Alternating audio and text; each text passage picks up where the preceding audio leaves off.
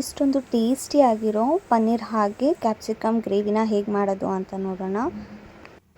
ಇಲ್ಲಿ ನಾನು ಪನ್ನೀರನ್ನು ದಪ್ಪ ದಪ್ಪ ಕ್ಯೂಬ್ಸ್ ಆಗಿ ಕಟ್ ಮಾಡ್ಕೊಂಡಿದ್ದೀನಿ. ಹಾಗೆಯೇ ಕ್ಯಾಪ್ಸಿಕಮ್ಮು ಹಾಗೆ ಸ್ವಲ್ಪ ಈರುಳ್ಳಿನೂ ಸಹ ದೊಡ್ಡ ದೊಡ್ಡದಾಗಿ ಕ್ಯೂಬ್ಸ್ ಥರ ಕಟ್ ಮಾಡ್ಕೊಂಡಿದ್ದೀನಿ. ಇನ್ನೊಂದು ಸ್ವಲ್ಪ ಹಚ್ಚಿಟ್ಕೊಂಡಿದ್ದೀನಿ.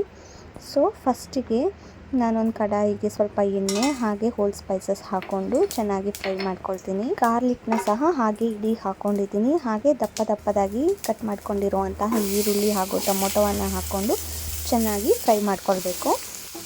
ಇದನ್ನು ಸ್ವಲ್ಪ ತಣ್ಣಗಾಗಕ್ಕೆ ಬಿಟ್ಟು ಮಿಕ್ಸಿಗೆ ಹಾಕ್ಕೊಳ್ಬೇಕು. ಹಾಗೆ ಇದಕ್ಕೆ ಸ್ವಲ್ಪ ಗೋಡಂಬಿಯನ್ನು ಸಹ ಆ್ಯಡ್ ಮಾಡ್ಕೊಂಡು ಹಾಗೆ ಸ್ವಲ್ಪ ಬ್ಯಾಡಗಿ ಮೆಣಸನ್ನು ಆ್ಯಡ್ ಮಾಡಿಕೊಂಡು ಗ್ರೈಂಡ್ ಮಾಡ್ಕೊಳ್ಬೇಕು. ಈಗ ಒಂದು ಕಡಾಯಿಗೆ ಕ್ಯೂಬ್ಸ್ ಆಗಿ ಕಟ್ ಮಾಡ್ಕೊಂಡಿರುವಂತಹ ಈರುಳ್ಳಿ, ಕ್ಯಾಪ್ಸಿಕಮ್ ಹಾಗೆ ಪನ್ನೀರು, ಸ್ವಲ್ಪ ಅರಿಶಿಣ ಹಾಕ್ಕೊಂಡು ಹಾಗೆ ಸ್ವಲ್ಪ ಖಾರದ ಪುಡಿ, ಸ್ವಲ್ಪ ಉಪ್ಪು ಹಾಕ್ಕೊಂಡು ಚೆನ್ನಾಗಿ ಫ್ರೈ ಮಾಡ್ಕೊಳ್ಬೇಕು. ನೀಟಾಗಿ ಫ್ರೈ ಆಗಬೇಕಿದು.